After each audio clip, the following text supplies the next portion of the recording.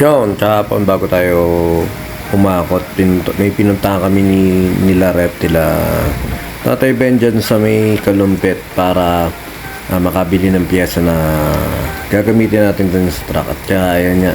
At nakikita nyo yan, kita pa yung tubig yan. Nagsisimula pa lang umulan, hindi pa talaga ganun kaba. Tapos binalik ako kinabukasan. Makikita nyo mamaya, medyo flooded na siya. At nakita nyo naman si Tatay Bay sumusuot-suot pa talaga para maayos yung ating sasakyan kasi nga meron siyang problema rin sa tow-in, para tawag ganun ang sabi niya kasi tow out, tow in, parang ganun, nakabisaklat na yung ating harapan. At saka ito syempre sa mga gusto bumili ng lupa, may binibenta dyan sa tapat dyan, ayan, nandiyan dyan na yung number at inaalok nila, murang-mura na lang po yan. At binaba lang naman yan pag umuulan at pag high tide. Kaya basta usap na lang kayo, chat nyo na lang yun o text nyo na lang yung number. At saka ito syempre makikita nyo tong ragasan ng tubig na yan dahil nga nag-uumpisa na lumakas ang ulan yan. At saka ito nakita nyo wala pa masyadong tubig. At saka ito umuwi na nga din tayo. Ito kinabukasan na to, babalikan ko dapat yung kailangan namin kuhanin. Pero ayan nga, sa Pulilan exit hindi na raw ako makakadaan kasi ang taas daw nung tubig, pero mukhang kung sinagasaan ko mukhang makakara naman ako kasi sa ibang lugar sa Malolos medyo malalim nga. At ito nga, nabalikan na natin kumuha na rin tayo ng surplus na pinto kasi yung pinto ko walang salamin, kaya ayan, kumuha na tayo ng pwede nating magamit na pinto. At saka ayan, nakita nyo yung tubig niyan. Yung katayan ng ano yan katayan ng mga sasakyan dyan sa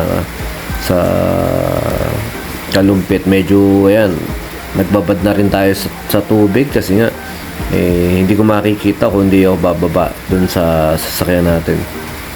At meron lang kaming kinuha dyan yung pinaka I-beam daw nung kailangan palitan para tumayo na yung ating sasakyan. Kaya ayan, at yung inalok na rin nila sa atin yung kinakatay nilang mga parts ng light ace. Ayan nga, yung kagaya ng pinto. At yun nga, nagkasundo naman tayo na binigay rin nila sa atin ng mura-mura. At saka nakita nyo yung tubig na yan kahapon, di ba, hindi pa masyado. Ngayon talagang sobrang umangat, kaya nahirapan din silang baklasin yung mga kailangan natin dyan.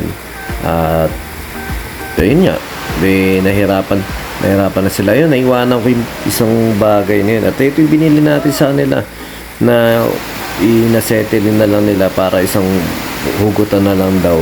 Yan, isasalpak na lang din yan sa harapan natin para kahit papano mabilis daw yung lakadan. At nakita nyo itong mga dinadaanan natin yan, sobrang lalalim na yan. May mga parts talaga na kinakabahan na rin ako, baka ako hindi kayanin ng truck, pero yun nga, safe naman tayo nakauwi. At saka katapos namin dyan, medyo basa-basa kami ni Jimwell, nagkaroon, sabi na tara magmami muna kami, pipares kami, parang ganon, o yung litsong kawali pares, ganyan. At medyo okay naman, mainit-init naman. At ito yung sa crossing Plaridel crossing Malolos, mukhang hindi na naman ako makakaraan kasi yung truck nabaluho yata, nabagak na naman doon. Itong kotse nito nagtatangka pero bumalik din yan. Ako'y bumalik na at tumanap ako na ibang ruta.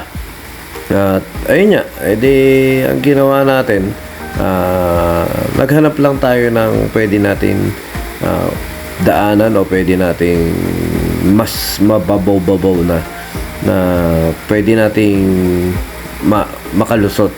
At yan, umikot tayo sa Kapitolyo at naghanap pa tayo. Ang lakas na rin ng ulan dyan, talagang pinahirapan din tayo. Tsaka yung wiper natin, buti na lang yung idea nga nung isang gumagawa nun, ginawa natin yung isang muna pinagana natin.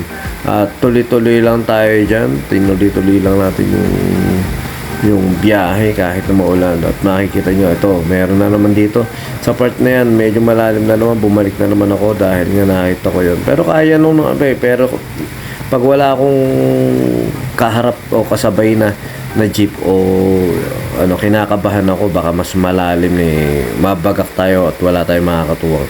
Kaya umikot tayo dyan sa may provincial hospital. At dyan meron din tayo nadaanan na medyo malalim-lamlim pero kahit pa paano naman kinakaya. At doon sa may paglabas dyan, yan, malalim-lalim na yung talagang nadaanan namin yan. Ito yung mga part natin, hanggang binti. Merong part pa ron na mas malalim-lalim yung parang hita na. Pero itong mga nadaanan natin ito hindi na masyado kasi nga yung iba ni live kasi natin kaya hindi na captured. So yun lang, ingat tayo lahat. Basta keep safe para sa atin kasi nga syempre may mga bagyo para parating.